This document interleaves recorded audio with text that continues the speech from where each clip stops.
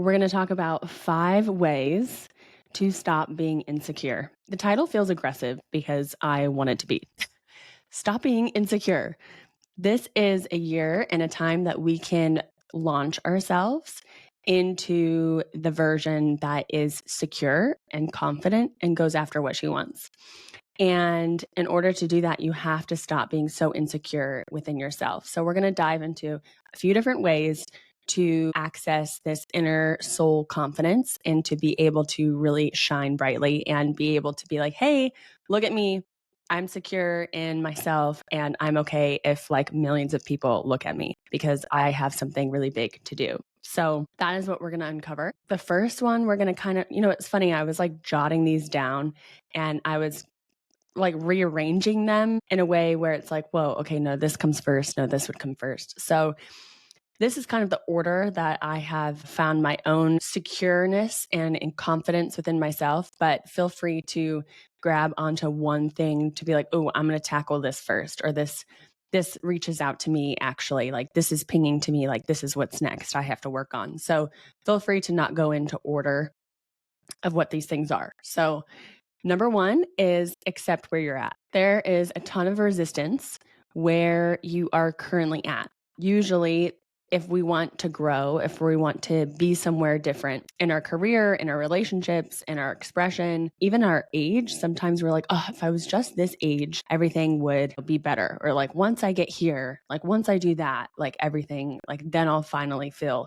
secure and confident and like enough. And in my experience, I have attained a lot of those things. Like I reached this age, I did that thing, I had that relationship, or like I look this way. And then somehow like the secureness or the confidence is not there. It's an internal game first, and then that is how it is expressed externally. But it's an internal game. Like you have to get there first. So you have to accept where you're at. And this comes where like you are accepting without taking taking the rose colored glasses off. Like you are really looking at yourself at face value of like, okay, I'm at where I'm at because these are my habits, these are my thoughts, these are my friends, these are my routines, this is my job, and this is exactly where I'm at because of all of these things.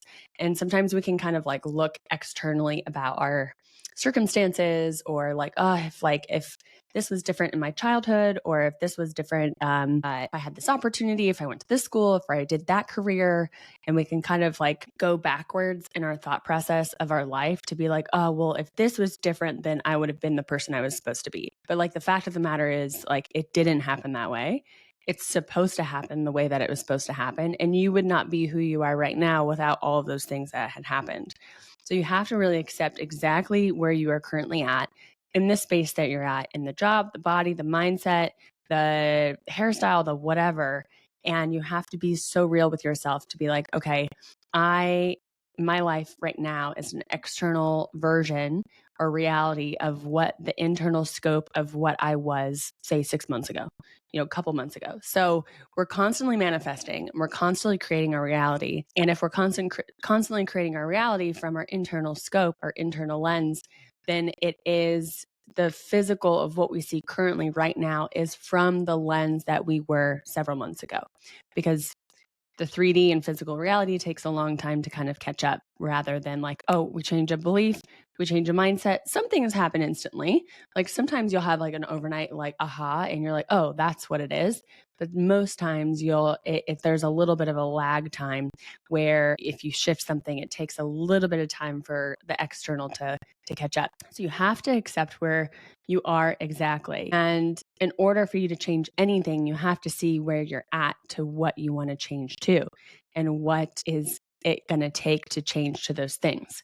So without accepting exactly where that space is, in whatever area you're wanting to like zhuzh up or be more secure, maybe you're insecure about your finances, insecure about your appearance, maybe it's your body, whatever it is, it's going to come into your mind and be like, shit, I wish I was more secure about myself in this area of my life. Maybe it's your creativity, your designs, your thoughts, and maybe it's your ideas. I'm just like kind of throwing some stuff out there that like I have recently worked about over time to be able to feel more secure in myself. And a huge part of my own insecurities, and I think that this has a lot to do with, that kind of saying of like, whatever your hardest resistance or your hardest lesson, the thing that you overcame in your life is going to be what you teach, help others, help other people be secure in that way. So maybe your biggest insecurity of what you have right now is what you're actually here to do, how you're here to help others. And that is something that was like an aha moment for me, because one of my big insecurities is what I say valuable enough for another? Am I doing enough or have enough value or this in my ideas or in my teachings or in my lessons, is there enough value in that for another person? And I was really insecure about how it was going to come across, how people would take it. And that has to do a lot with my throat chakra, being able to vocalize, being able to express myself, being able to say, hey, this is my opinion, this is my thought, this is my belief, this is how I see the world.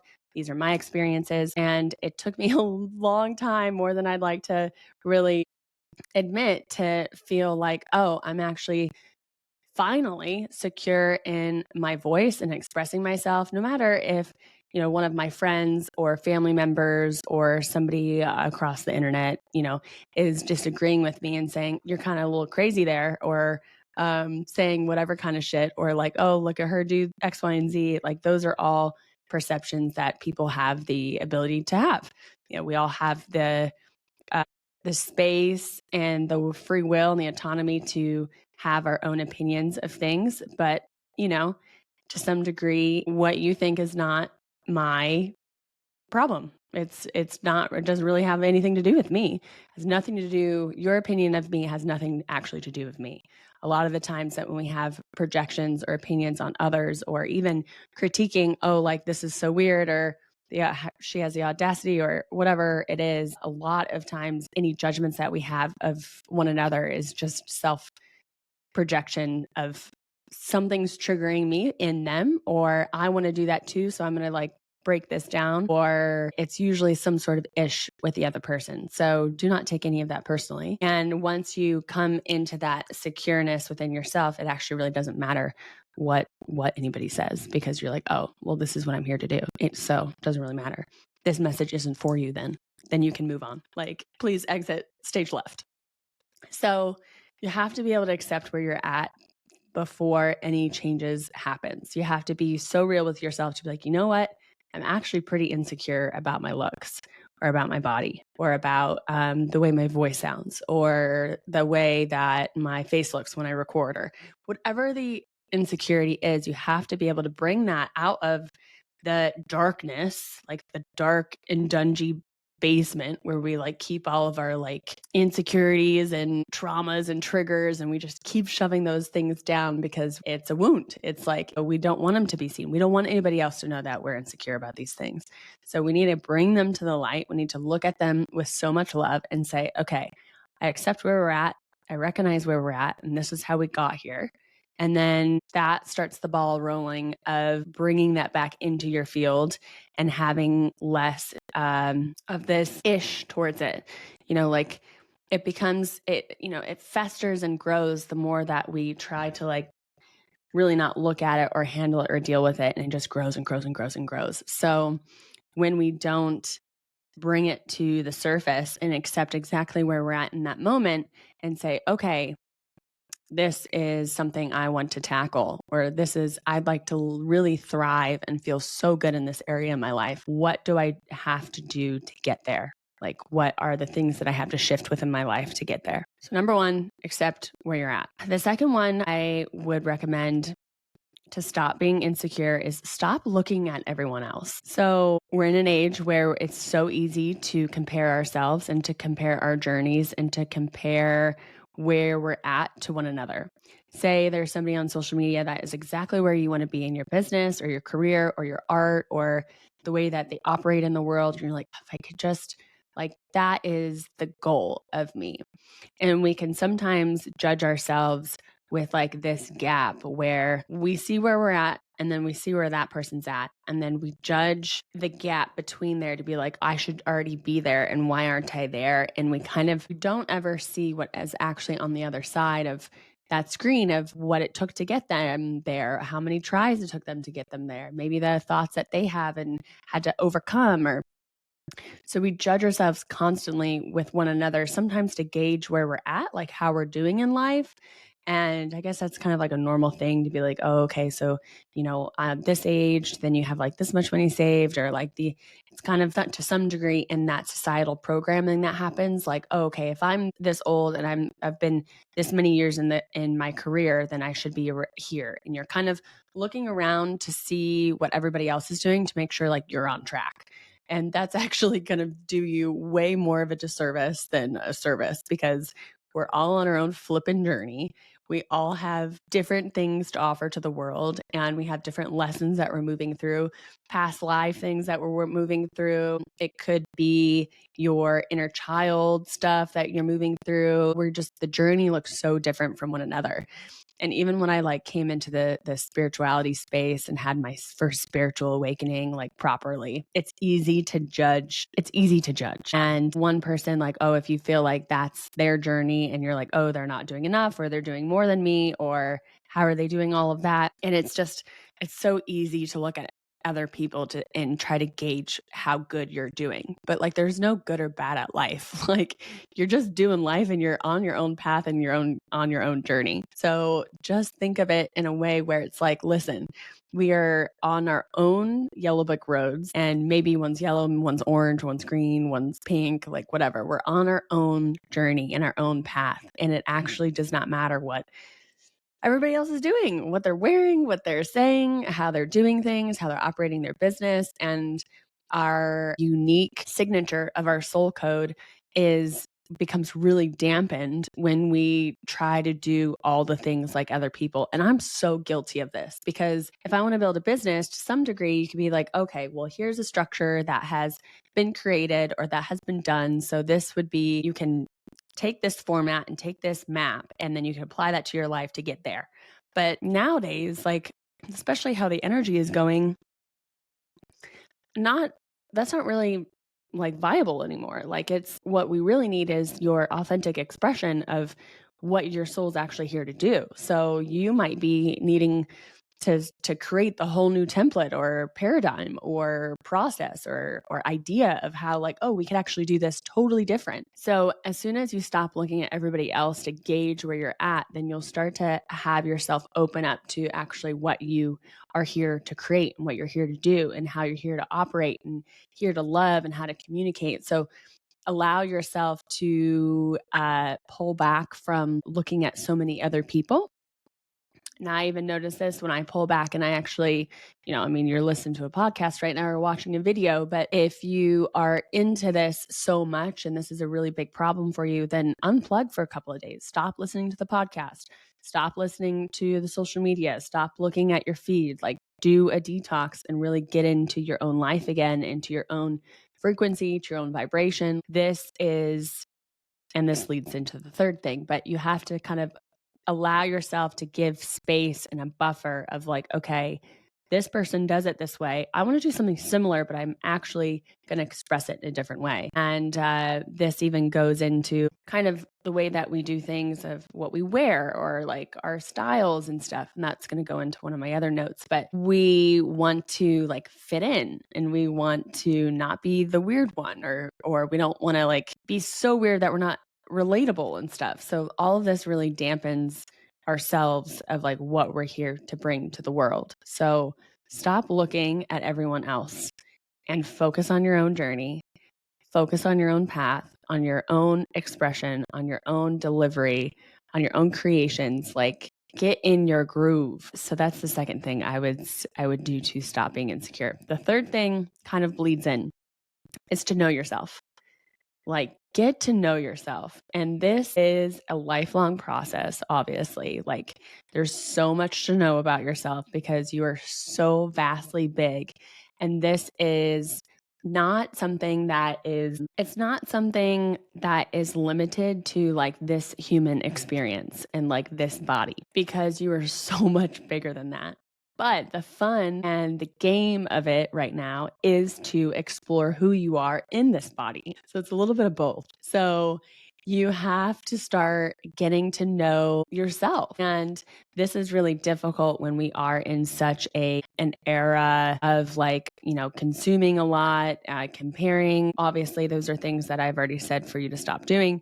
But it is, and when you're in like this, go, go, go, work, eat, sleep, you're out, you're going out, you're drinking, you're with a lot of friends, you're being really social or whatever, and it's really difficult to get to know yourself when you don't slow down and when you don't actually have time to yourself and when you don't have like quiet time, soul time. So what I would recommend is you start spending just time with yourself.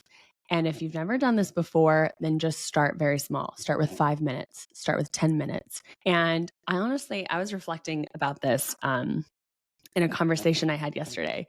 And I remember in my early 20s that I was deathly like petrified of being on my own, like being by myself. I used to work nights and I used to have a really busy schedule. I used to live with all my best girlfriends at the time.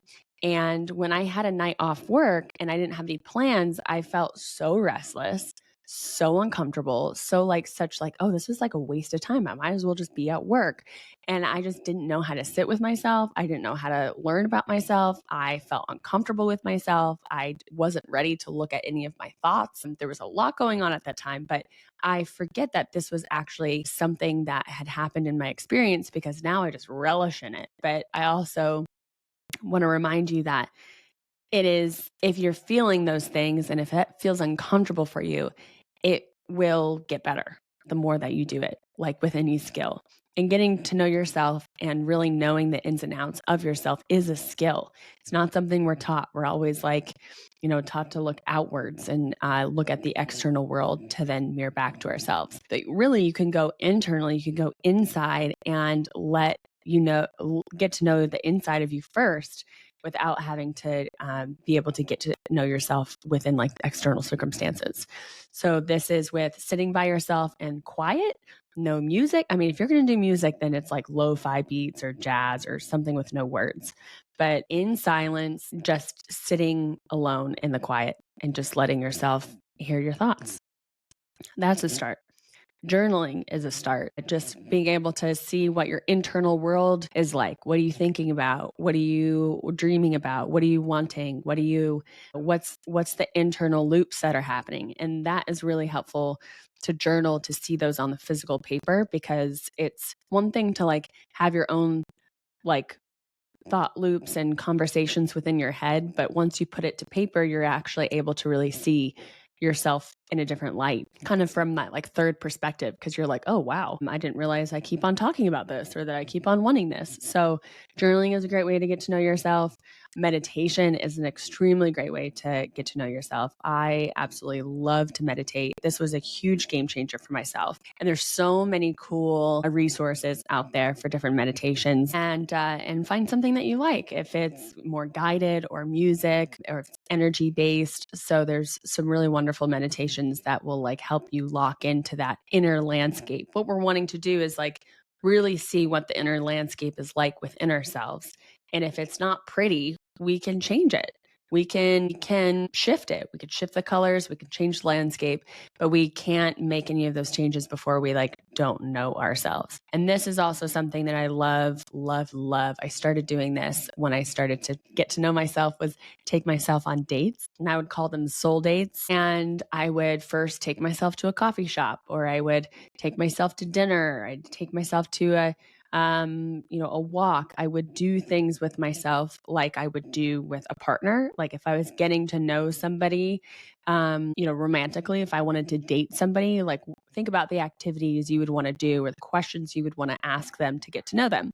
You could literally just swing that back around and get to know yourself in that way. Like, what are your interests? Tell me about your childhood. Tell me about what you're working through. What are your dreams? And you can start to date yourself to get to know yourself in this way. And the more that you know yourself and the more that you're so anchored in your inner being of this is who I am, you stop being so insecure because you're like, oh, I know who I am. And that person knows who they are. And then you start to see the beauty in that. And then you're like, whoa, here we are, just like so solid in who we are. and I'm not triggered by you being so confident or secure, or you dress like that and then you don't feel yourself like, oh, I should dress like that. Like you are so secure within yourself to be like, oh, I love how she dresses, but like I love how I dress too. And this leads into the fourth thing of how to stop being insecure is finding your expression. So talked about style and dress a little bit, and this is a really fun way to explore yourself more and get to know yourself and have different layers within yourself. Oh my God, I was thinking back to all the styles, the haircuts, the styles, the eras that I have been in. It's funny because like all of those things play a part into like the flavor and who I am and how I've gotten to know myself, out of all of those things. But then I was thinking like, I'm kind of circling back to like who I was originally before I went out and like tried all of those trends or those styles or was influenced by this or this or this. And that was part of my journey to see, to explore all of that and see how it changes how I think and perceive or operate. But I'm really like coming back home to like who I was originally without all that stuff. So it's getting to know and allowing yourself to find your expression.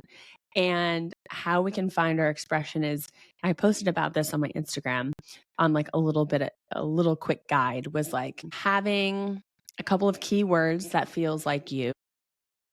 And so I just posted this on Instagram. It was a little bit of a guide that I did, a very quick overview of it. And the first one I talked about was curating your vibe. So we want to feel like our body is our canvas. Like this is something we came in here to the earth to be able to use as a tool. It is something that we can create a lot of really cool things. So the vibe is about allowing your body to be the canvas. So think of her as your partner in crime. She's your vessel that you're going to dress up and decorate, and maybe that's to you with jewelry or patterns, scarves, accessories, tattoos, piercings. Like I've done a lot of these things, all sorts of different ways that you can express. But like you want to figure out your vibe, and that can be in hair colors and styles and really anything that you use to express. So if you have a difficult time expressing yourself on the outer side of like, maybe in the past, you've only stuck to following what's really trendy, or you're really kind of scared of color. So you always wear like nudes and blacks and neutrals, and you've never cut your hair before. And you're like, that would terrify me. So usually whatever you're in most resistance of is like what's going to give you the most expansion. So kind of play around with it. Let yourself be a little sassy. Like, do you want to be light and fun or airy and adventurous? And that kind of goes into the next part, was finding your soul keywords. Now, don't stress out about this because these can change. You can pick different words in different eras and different expressions, but it's really anchoring into a few words that really feel like you right now. So some examples could be adventure, expanding, pushing the edges, fun, sunshine, rose garden, like whatever comes up that feels really exciting and be like, ooh, that feels really resonant for me. I want to use that to build like my self-expression. So those are the keywords. Find a few keywords. I wouldn't do more than 3. And once you feel like I've got them, lock it in, and then it's going to go into the next thing. The third is reflecting on your identity. Now, our personality and our identity is something that is actually really malleable. It's not fixed. It doesn't have to be consistent. It can change. So this is really fun because once you decided, okay, I've got my vibe, I've got my keywords, now I'm going to use that to express a different identity.